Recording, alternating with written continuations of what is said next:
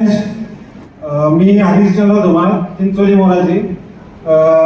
आमचे लग्न 2017 मध्ये झालं. माझ्या बाईकला पिसेवडीचा त्रास होता.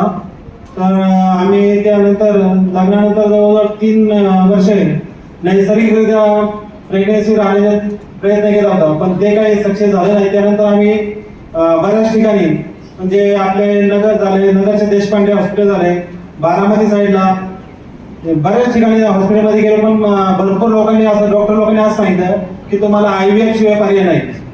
पण त्यानंतर आम्ही IVF साठी पुण्यामध्ये ट्रीटमेंट घेतली. त्या IVF आमचा सक्सेस झाला. तो मुलगा आमचा 2.5 वर्षाचा आहे.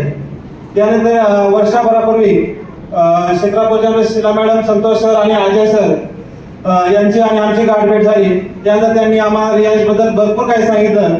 त्यानंतर आम्हाला असं वाटलं की चला एकदा विश्वास ठेवून पाहू. पण त्यांनी दिलेलं ते रियाज ज्यूस याचा रिझल्ट आम्हाला अवघ्या 2 ते 2.5 महिन्यात आला.